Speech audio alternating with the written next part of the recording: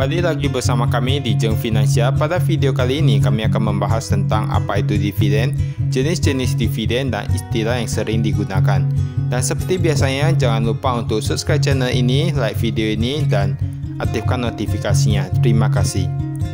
Kita mulai saja dividen. Apa sih itu dividen? Seringkali kita mendengar banyak orang yang mengatakan bahwa mereka berinvestasi di saham hanya untuk mendapatkan dividen.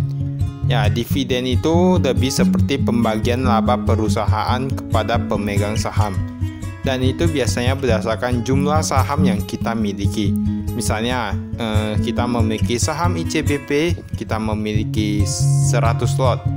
Lalu ICBP sendiri memutuskan untuk membagikan dividen sebesar 50 per lembar. Ya, kita ambil saja contohnya. Jadi kita kan mempunyai 100 lot.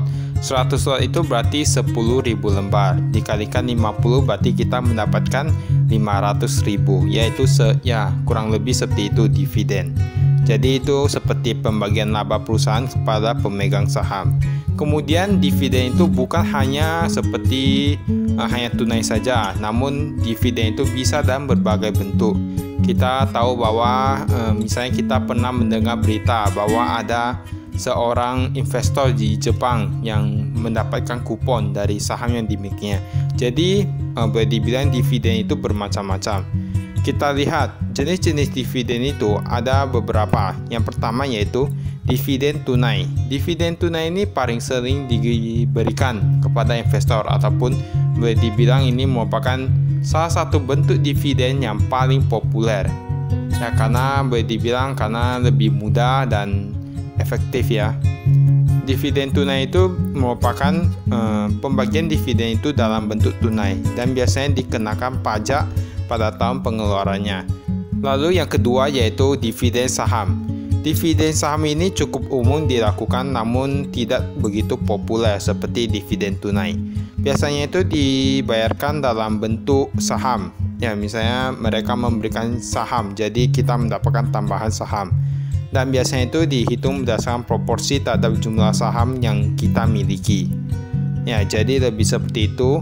Kemudian yang ketiga yaitu dividen properti. Mungkin ini cukup jarang kita ketahui, namun ada juga dividen dalam bentuk properti. Jadi itu dibayarkan dalam bentuk aset. Pembagian dividen ini sebenarnya jarang digunakan karena boleh dibilang sulit dalam perhitungannya. Karena kita tahu bahwa aset itu bisa naik, bisa turun. Jadi itu tidak terlalu mudah, kecuali mereka mengatakan bahwa mereka akan memberikan dalam bentuk satuan. Ya, mungkin itu akan menjadi lebih mudah. Kemudian ada juga dividen scrip. Dividen scrip itu dividen yang diberikan dalam bentuk surat janji hutang. Jadi boleh dibilang perusahaan itu tidak langsung membayarkan, namun mereka memberikan surat janji hutang.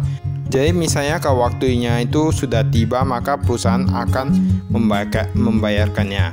Namun perlu kita ketahui bahwa dividen scrip ini dipakai karena berkurangnya persediaan uang tunai. Jadi boleh dibilang cash flow-nya itu mengalami sedikit kekurangan.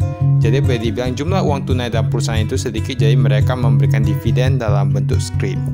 Kemudian yang terakhir ada juga dividen likuidasi. Biasanya itu sebagai bentuk pengembalian modal, dan biasanya ini diberikan kepada perusahaan yang akan mengalami kebangkrutan.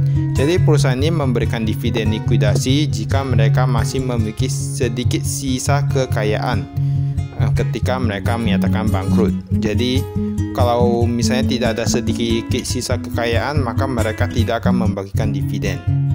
Dan ada juga berbagai istilah pada dividen itu sendiri. Tentunya kita sering mendengarkan istilah dividen payout ratio, ya, atau boleh dibilang DPR, dividen payout ratio. Apa itu DPR? Yaitu rasio seberapa banyak laba perusahaan yang dibagikan menjadi dividen kepada pemegang saham. Jadi misalnya ada perusahaan A, mereka memiliki laba bersih itu 5 miliar, kemudian mereka ingin membagikan dividen sebesar 1 miliar kepada pemegang sahamnya. Lalu kita menghitung dari 5 miliar itu dibagi dengan 1 miliar dikali 100%. Jadi dapatnya itu 20%. Jadi boleh dibilang dividen payout ratio dari perusahaan A yaitu 20%. Kemudian kita mengenal juga dividen per share atau DPS. DPS yaitu dividen per lembar saham. Jadi ini lebih mudah, yaitu contohnya misalnya perusahaan A membagikan dividen sebesar 500 juta kepada pemegang sahamnya. Kemudian total lembar saham dari perusahaan A itu ada 1 juta lembar. Jadi kita tinggal 500 juta dibagi dengan 1 juta, hasilnya berapa? Sama dengan 500. Jadi boleh dibilang dividen dari per lembar saham itu ada 500. Jadi ini lebih mudah. Kemudian ada satu lagi yang terakhir, yaitu dividen yield. Ya, dividen yield ini sering diperbincangkan oleh orang-orang karena mereka mencari perusahaan yang memiliki dividen yield yang tinggi. Mengapa? Karena jika perusahaan itu membagikan dividen yield yang lebih tinggi, maka mereka akan lebih mendapatkan banyak keuntungan dari saham tersebut. Jadi ada juga orang yang berinvestasi saham itu bukan hanya mencari capital gain, tapi mereka mencari dari dividennya juga, karena mereka lebih memilih untuk bermain aman ataupun berinvestasi dengan resiko yang lebih kecil. Dividennya itu artinya apa? Dividennya itu artinya perbandingan seberapa besar dividen yang dibagikan perusahaan kepada harga saham yang ada saat ini ataupun yang beredar saat ini.